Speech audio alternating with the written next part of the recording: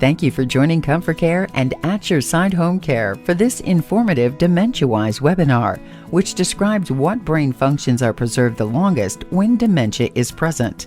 Please let me welcome our host, Director of Special Populations, Dr. Deborah Bier. Glad you could join us for this webinar. Today we'll talk about how to use intact abilities to prevent difficult behavior, 5 abilities that remain most intact, and then we'll talk about additional resources in your local community. First, I want to say that this webinar is for educational purposes only, and that this information is not intended to be diagnostic or to serve as a substitute for actual medical advice. If you have concerns about your or your loved one's health or diagnosis, please get help from a licensed medical professional. I'd like to point out the difference between the terms Alzheimer's and dementia because they're often confused and gotten incorrect. Dementia is a group of symptoms that involve cognitive impairment, and there are many, many types of dementia. Alzheimer's is one of those types, and it's the most frequently diagnosed and the one that we hear about the most. All Alzheimer's is dementia, but not all dementia is Alzheimer's. Let's first talk about how to use intact abilities to prevent difficult behavior. It's really important that as caregivers, we know what is still possible for our loved ones or clients with dementia. It's also vital that we understand that not all abilities are lost to dementia.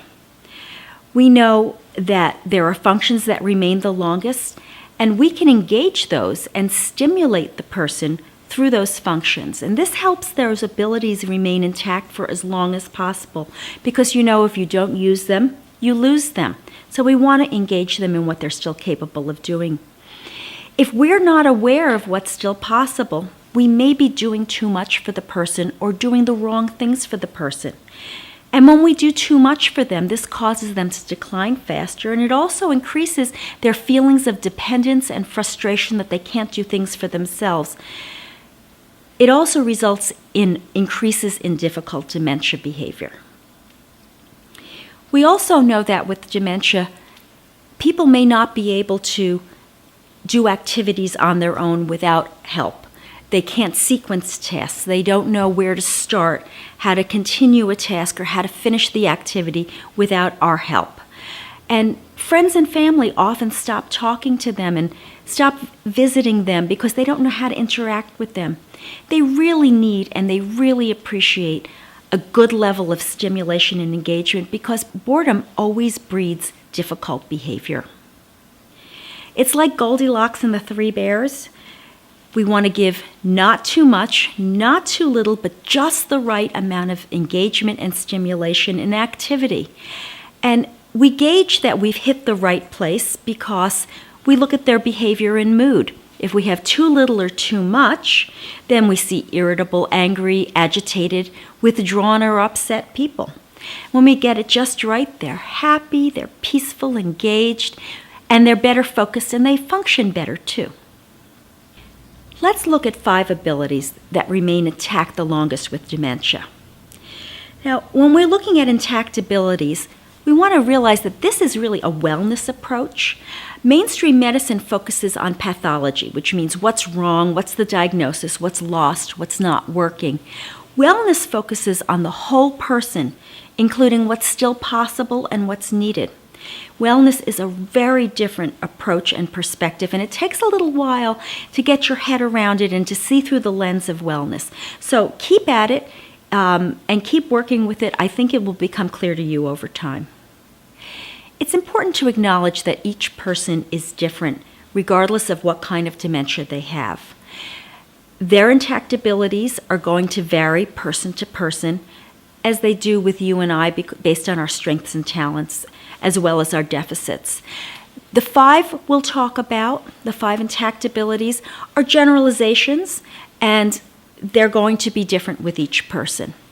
The severity of the dementia is also going to come into play as to what is an intact ability and what has become a disability. So customizing the approach is going to be vital, customizing for each individual. And this is really a starting place only. And you're going to notice as you work with any particular person, that their abilities will vary from what I say. The first I'd like to look at is emotions. People with dementia retain a full emotional life and abilities. They have all the feelings you and I have up until the very end of life, whether they have trouble expressing them or they're able to express them or not.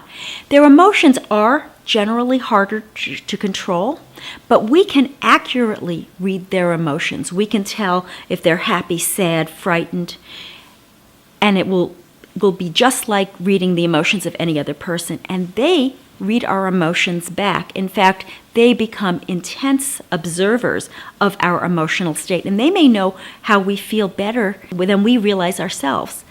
They also can retain an emotional state for a long period of time. So if something pleasurable happens at a certain point in the day, they may retain positive emotions for a long period of time, even if they can't remember what caused that pleasurable state.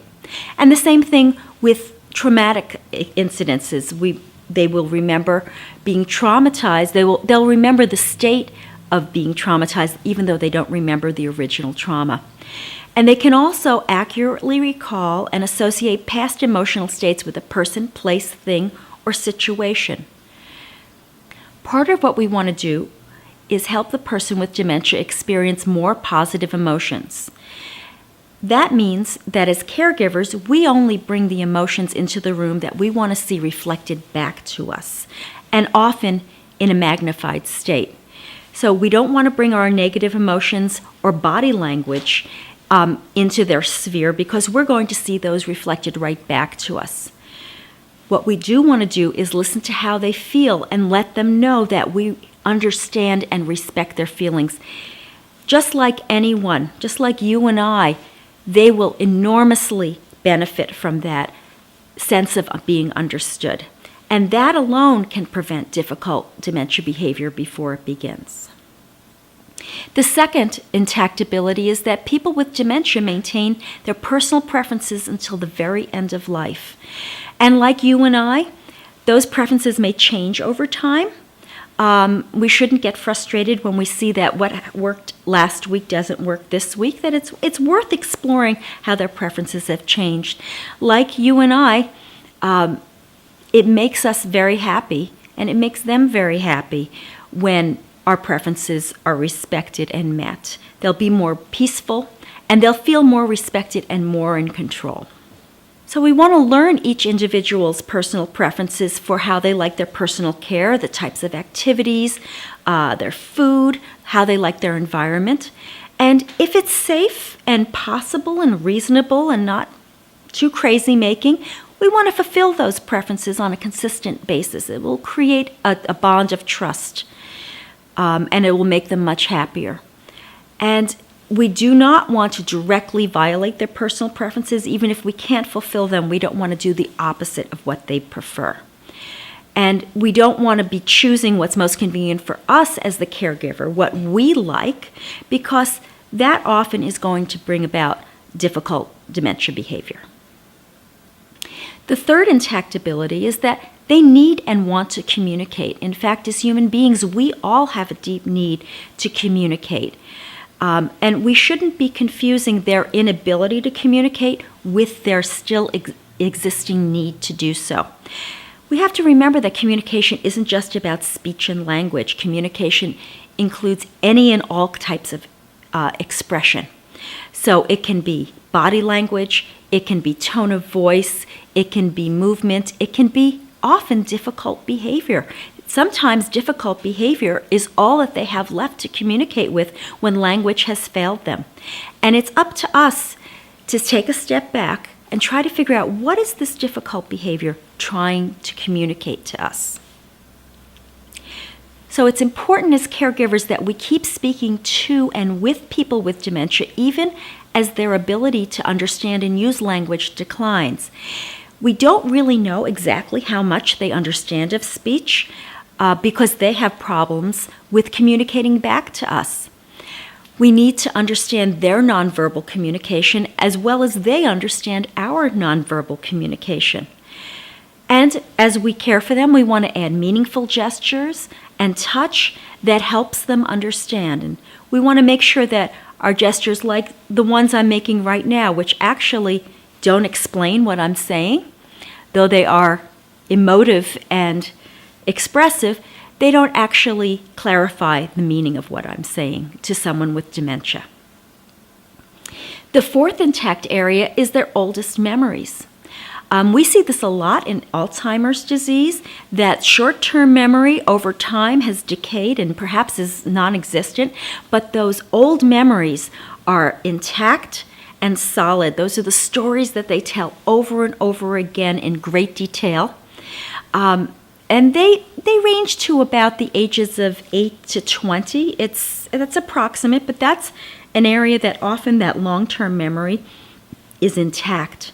Now, with people with Alzheimer's disease, they lose their short-term memory first, and their loss of memory proceeds backwards into the past. So what happened an hour ago may disappear first. They might still, for a period of time, have memories of what happened 10 years ago. It's when those shorter-term and medium-term memories decay that they're left with the old ones. So we want them to tell us those old stories. Now, I know we've heard them 1,000 times and we get a little tired of them, but this is a really important communication that they're making with us. They're entrusting us with these stories. They're important to them, and if we look down underneath the surface, we might be understanding what they're trying to communicate to us on a deeper level, not just the story, but something about how they feel and what their experiencing is. And as we explore those and we help them tell these stories and we're attentive and communicative with them, this helps them use language.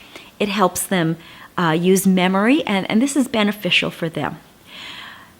The fifth intact ability I'd like to talk about are music and rhythm. The ability to understand and participate in music and rhythm persists until the very end of life. Lyrics and dance steps are recalled for much longer than other types of language or other activities and abilities because they're linked to music and rhythm.